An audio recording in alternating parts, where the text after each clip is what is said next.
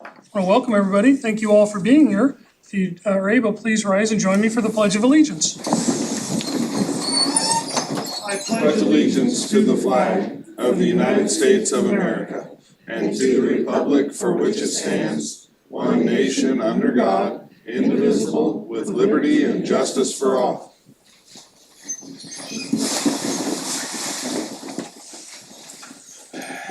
First agenda item is the consent agenda. This is just a couple routine items. I'll go ahead and move to approve the consent agenda. Second. A motion second. Questions or comments? So now I'll call the question. Commissioner Boyce? Aye. Commissioner Kress? Aye. Chair votes aye and the motion passes. Agenda item number 2, citizens' questions and comments on agenda items. We have anybody online? Nobody. Anybody here in the room on agenda items? Seeing none, we'll move to the next agenda item, which I'm gonna get it. No, I'm sorry, I'm new to this, I'm not sure how it works. I have something to bring up, but I think I'm supposed to do it at the end, and it's not related to any of your agendas. Yeah, if it's on the agenda, we're here, we have open office hours before and after the meeting every day. So you're welcome, the meeting will only take 10 minutes or so, and then you can bring it up. Okay. If it's not on the agenda, yeah. So the next agenda, you have something on the agenda? Yeah, agenda item number 2, over the contracts. Is it an agenda, on which agenda item here is it on? Over any contract that's gonna be approved that hasn't been measured against the date signed. So if you have a specific question about an agenda item, I'm happy to have, staff or one of us answer it for you. Okay. Do you know what part of the contract? Oh, okay, thank you. So anyway, we're gonna do sort of an off agenda item. We have, I mentioned this, teased it a little bit at the end of last week's meeting. We have a couple special recognitions for some employees here at the county. Oftentimes, government employees in general are busy doing the people's work and don't really get the recognition they deserve. Here at Douglas County, we have a great staff that work hard every day to serve the people of Douglas County. And many of them are really at the top, the top level of their abilities. So I'm gonna talk about one that got a special award, and then Commissioner Boyce is gonna talk about a different one. But understand, we have a lot of staff here that deserves more recognition than they get. So I'm gonna talk about Emily Ring, our emergency manager. Emily's hiding in the back there. She hates this part of the work, I'm certain of it. But Emily was selected this year as Oregon Department of Emergency Management, but by them as Oregon's 2025 Emergency Management Professional of the Year. Now, Emily's only been with us for a short period of time, but she has some pretty amazing qualifications before she came here. So at the annual conference that was held in Bend a few weeks ago, Emily received her award by the Oregon Emergency Management Deputy Director, and she was able to run over there and receive that award and be with her peers, all that are emergency managers from around the state that I'm assuming are all doing great work. But collectively, she was recognized, through all of them and through the department, she was recognized as the emergency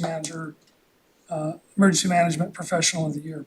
So she was recognized for exceptional leadership, dedication, and tireless work during the March 2025 flood event here in Douglas County. Her efforts along, with the county commissioners, the county staff, other first responders, cities that we work very closely with, was instrumental in pursuing not only the immediate needs of the community, but long-term, the federal funding opportunities to help support county infrastructure, including a significant ability to access some FEMA dollars to help pay for some of the damages. She, and along with the rest of the county, we continue to fight, and we're appealing with the state of Oregon, the federal individual assistance portion of this FEMA request that they denied. But through all that, it takes a lot of work to convince everybody that there's a need here that hasn't been met. We work with, she works, and the rest of us work with Glide Rev, who's the long-term recovery. That's confusing. Every time I get a chance, I'm gonna remind people, Glide Revitalization has been designated as the long-term recovery group for the entire county. So she works Emily works with them to help secure these dollars. Emily joined Douglas County Emergency Management in April of '23. So imagine that, she's just joined us in April '23 and she's already winning the statewide award. When she came here, she initially worked with longtime Douglas County Emergency Manager Wayne Stinson, who has been a mentor to a lot of emergency managers around the state. And he was gracious enough to stay and they worked together to sort of transition her into the role. But also we transitioned the department out from under the sheriff's department into its own full-fledged department here at the county. So she functions as a department head along with the other department heads, of course, working very closely with the sheriff's office and all the other departments. But it's a expanded role or an evolved department, and she has staff that works directly under her. So before Emily was hired here in Douglas County, she spent 6 years working for Josephine County, just south of us, as the assistant emergency manager, then the county emergency manager. Emily's work history includes roles in crisis counseling, which I think helps her works with the commissioners. I think that's a good skill set to have. Unlike some other counties, when we have emergencies, all three commissioners show up and we want to be involved. So she has to manage us and make sure we're helping and not getting in the way, and she does a good job with that. She was a domestic violence case manager, a national resource ranger, and a seasonal wildland firefighter. She holds a bachelor's degree in social services with an emphasis on geographic information system technology, GIS, and anthropology from the University of Wisconsin and Eastern Oregon University. Emily also has a master's degree in biological sciences and resource management from Green Mountain University in Vermont. Again, this department, recognizing sort of the evolution of emergency management, now reports directly to the Board of Commissioners, but most importantly, it collaborates with all the other county departments, nonprofits, the cities, all the elected officials from around the county, and anybody else that wants to be more prepared and be present during emergencies. So Emily, if you'd come forward, I'd like to hand this to you. Shake your hand, maybe take a picture, and allow you to say a few words if you wish to. You don't have to. I'm gonna get all three commissioners.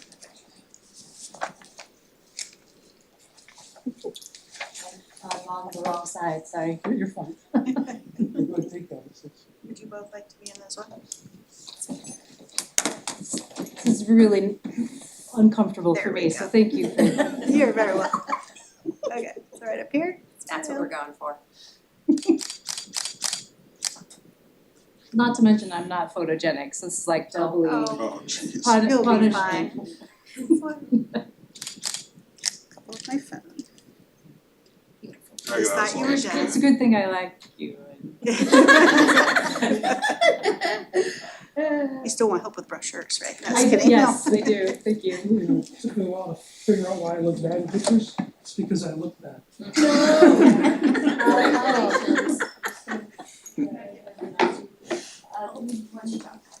Okay, so really quickly, all that the recognition does is just make me hyper aware of all the work that needs to still be done. I'm super grateful to be here in Douglas County. Good staff are better because they have good leadership. I love the sheriff's office here. I have a wonderful board of commissioners here. All three of them work very well with me. I can't always just run to you with something, but if I say, hey, I really need your ear, I have got to schedule, you will schedule and you will hold and you will listen to me and you will give me input. And I haven't always had that, so I'm super grateful for that. And I have lots of good ideas. Sometimes they're not good ideas. Other people will tell me whether my ideas are good or not, but we're always trying to do outreach and education. So come to me if you think there's something that this community needs. Come to my commissioners or come to me. We're always trying to do something better and more for our communities in Douglas County. You know how to find me. Good job, Emily. Thank you. So I'm gonna have Commissioner Boyce talk a little bit about this next one and also equally excited about the work that's been done here. Yeah, this is another outstanding employee that we have, that happens to be in the juvenile department and another statewide recognition, so Holly Odell was named the 2025 Southern Region Juvenile Justice Professional of the Year by the Oregon Juvenile Department Directors Association. This prestigious honor was awarded during OJDDA's annual conference held in Eugene from September 14th to 16th. The award formally recognizes an outstanding juvenile justice professional from Oregon's southern region, which encompasses Jackson, Klamath, Josephine, Douglas, Coos, Curry, and Lane counties, and is based on nominations submitted by those county directors. Holly was nominated by our new juvenile director, Wendy Lang, and Director Lang shared the following in her nomination letter. In June 2007, Holly joined the Douglas County Juvenile Department as an on-call detention worker. In just 1 year, Holly earned multiple promotions from full-time detention worker to formal accountability specialist and then to probation officer. When the department received a grant for intensive intervention services in 2010, Holly was selected to join the specialized team of 5. This role not only expanded her skills, but fueled her commitment to probation services. Her continued excellence led to further promotions, first to Juvenile Counselor 2, and then to her current role as Juvenile Counselor 3. Holly leads by example. Her integrity, ethics, and work ethic have earned her the respect of the entire department. She actively seeks out opportunities for professional growth, completing numerous training courses, including aggression replacement training, Girls Circle, EPICS, and serving as part of the child abduction response team. She regularly facilitates or co-facilitates department programs and is always looking for new ways to engage youth. Holly's commitment goes far beyond the job description. She is a passionate advocate for youth and believes in recognizing success just as strongly as she promotes accountability. She played a key role in creating a food and clothing pantry funded through her own donations and community support. She also spearheaded communities for youth to experience pro-social outings such as trips to wildlife safari, the county fair, snowshoeing, horseback riding, and more. Great job, Holly, and thank you, Wendy, for nominating her and for the job that you're doing. I have a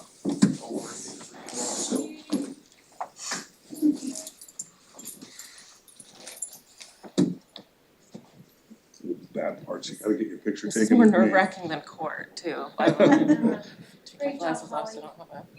Yay.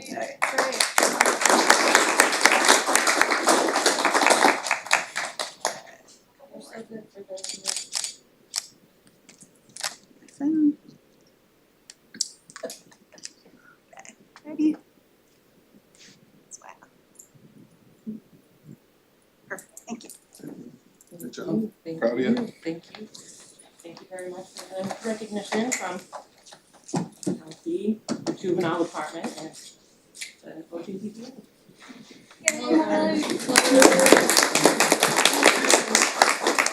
So Holly, did you teach Brad how to do the Facebook Live? Or you wanna take credit for that? He's really good at that.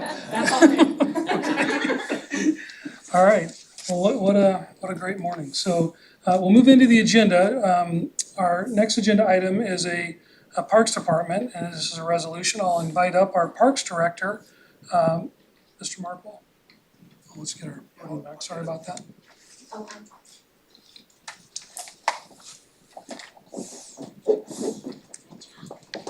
Parks Director / furniture mover. Good morning, Commissioners. Before you have a resolution authorizing the Parks Department to apply for a Land and Water Conservation Fund grant from Oregon Park and Rec Department to develop a new campground in Winchester Bay. Move to approve the resolution. I'll second that. I have a motion second, questions or comments? Just thank you for continuing to look for these grants and find ways to fund this park system, we appreciate it. Seeing no other questions or comments, I'll call the question. Commissioner Boyce? Aye. Commissioner Kress? Aye. Chair votes aye and the motion passes. Thank you. Agenda item number 4 is a planning department item. This is gonna be a public hearing, so we'll start with a staff report. Josh? Morning Commissioners, Joshua Shackley, Douglas County Planning. Before you this morning is a hearing and order incorporating territory for an owner-initiated annexation of property into Douglas County Fire District Number 2 for property located at 1200 Florence Lane in Roseburg. The Chief petitioners are Michael and Anna Allen. The subject property consists of a dwelling on about 80 acres and is zoned farm use grazing. Staff has reviewed and found the annexation to be in compliance with our own county comprehensive plan and statewide planning goals, and there are no known objectors. Any questions of staff? All right, I'll go ahead and open a public hearing. Anybody here today would like to, first let's go online. Anybody online that would like to speak to agenda item number 4? Nobody online. Anybody here in the room that would like to speak? We're in public hearing. Seeing none, I'll close public hearing. Pleasure of the board. Move to approve the order incorporating territory and the annexation of this property. And I'll second. A motion and a second. Questions or comments? Now I'll call a question. Commissioner Boyce? Aye. Commissioner Kress? Aye. Chair votes aye and the motion passes. Agenda item number 5, also the planning department, and again, public hearing. I'll have Joshua give us a staff report. Good morning again, Joshua Shackley, Douglas County Planning. This agenda item is a hearing and order incorporating territory for an owner-initiated annexation of property into the 10-mile rural fire district for property located at 3479 Reston Road in Roseburg. The chief petitioners are John and Jean Woodrich. Subject property consists of a dwelling on 36.5 acres and is zoned timber resource. Staff has reviewed the annexation and found it in compliance with our own county comprehensive plan and statewide planning goals, and there are no known objectors at this time. Any questions of staff before I open the hearing? Seeing none, I'll go and open the public hearing. Anybody online for this item? Nobody. Anybody here in the room that would like to come forward for agenda item number 5? We're in a public hearing.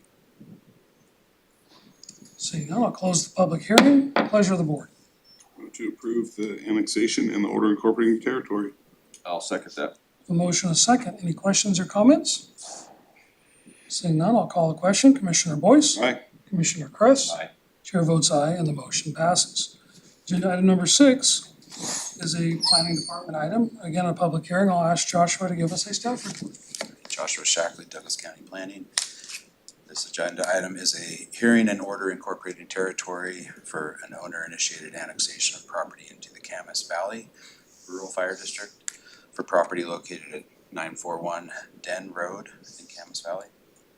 Chief petitioners are the Amos Loving Trust. Subject property consists of a dwelling on 270.1 acres and is zoned farm use grazing. Staff has reviewed and found it to be in compliance with statewide planning goals and the county comprehensive plan, and there are no known objectors. Any questions of staff? Seeing none, I'll open the public hearing. Anybody online? Jump the gun, wait till I ask. So I might go to the audience first.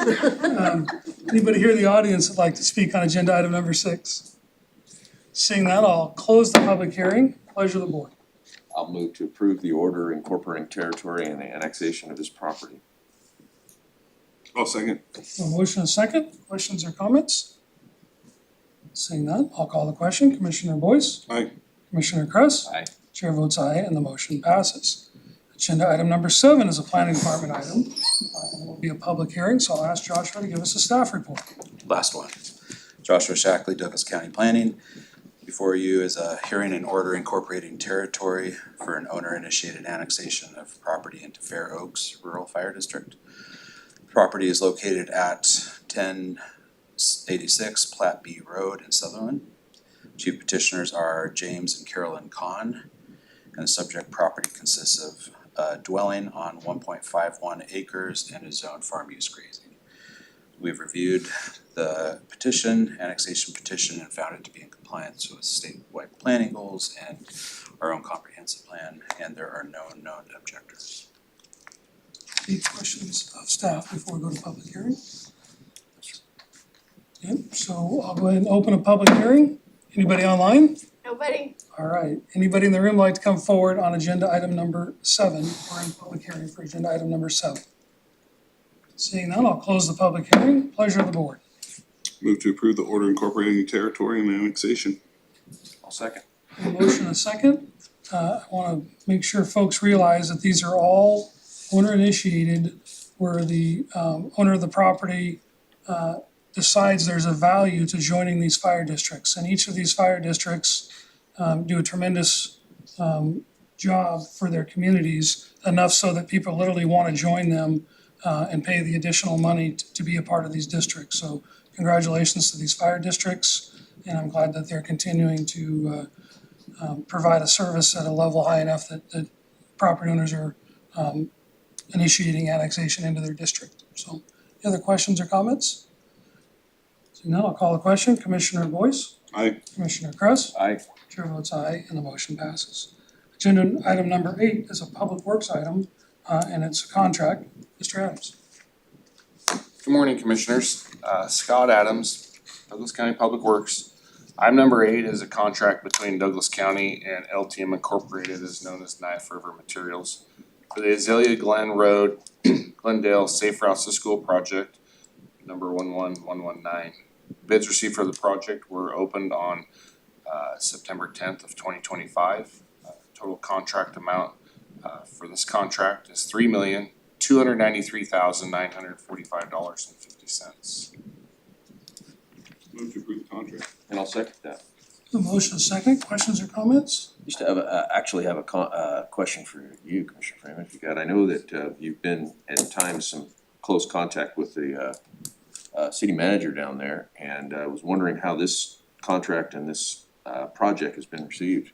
Yeah, so, and Scott can talk a little more about the process, but part of Safe Routes to Schools grants that we get, the process requires quite a bit of community involvement. So you have community meetings, you bring in the folks that are gonna be impacted, the area that you're gonna be doing the work in, and look to mitigate any sort of conflicts and find what would be the best project for the community.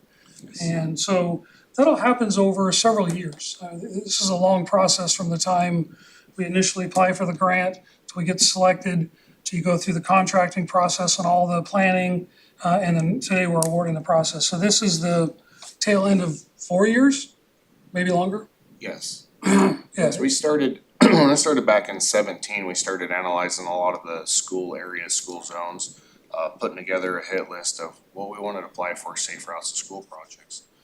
This was one of the ones we felt was highly ranked. At the very beginning, and Yeah, we've done Four of them. four of them, yeah. And so this one was one that we felt was gonna be highly ranked, and so about 4 years ago, it starts the process put in for it. The grants go through numerous levels of review, and we have to get through committees and a lot of support letters from people around the community, reach out to the community itself. We work in conjunctions with the school districts with these as well to put these grants together.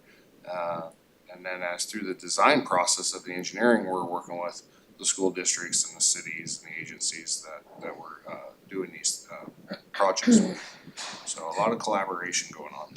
So most of the time the projects are in cities because that's where generally the schools are, but one of them we did was not in a city. It was Carnes Road, which came out beautiful.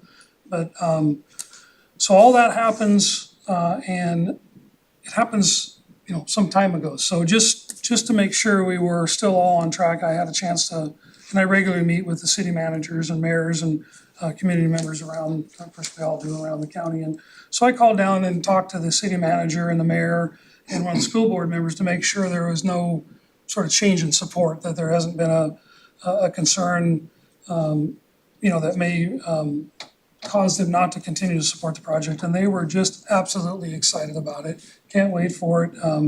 The area where children are walking from their homes to the school is literally from the line to the ditch is very narrow, and this will make a huge difference for them.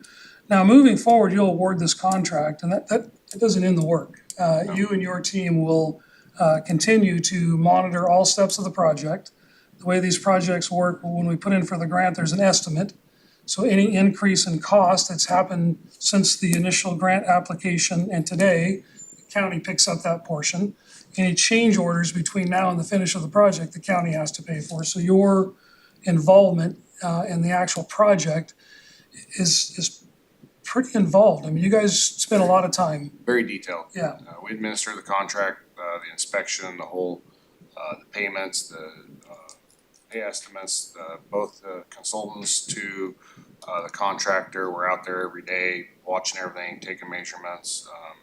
And then we keep a very, very detailed ledger of the costs and how that is all rolled up. So then here at the county, not only do the departments, in this case, the Public Works Department, have contract administration, there's also a second set of eyes or a control with our finance department, who also, you know, double check, and then when it's all said and done, we pay everything out.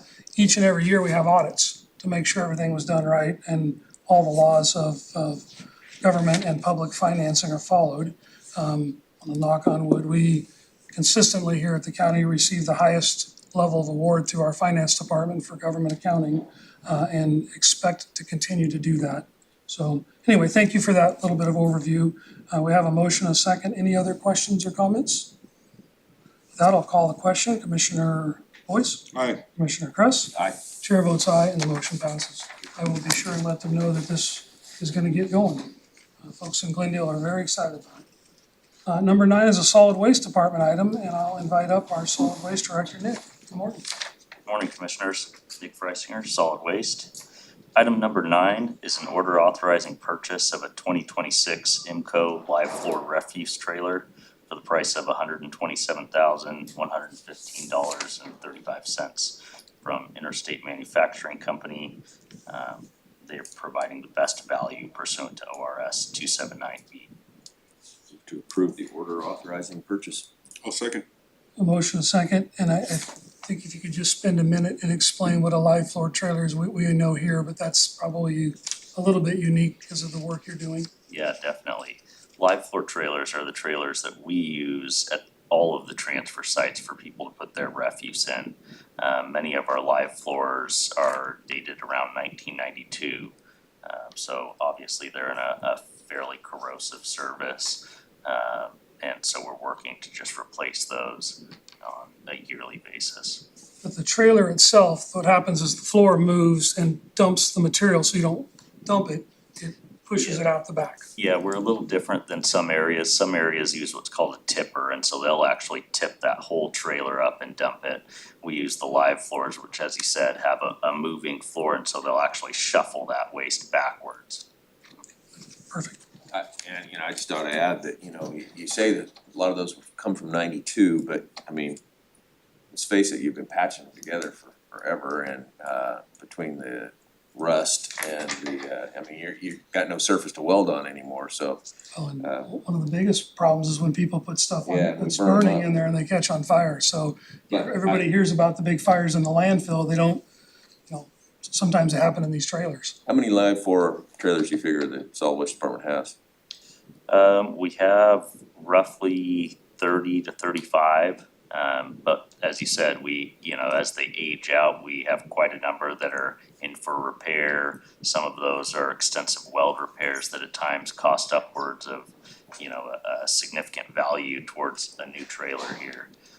I just, feel good that you do as well as you do managing these things and getting that kind of life out of them. Yeah. That's part of that cost of having all those transfer sites that, Yep. we just, again, the public wants that, we're providing that, but there's certainly a big cost for that.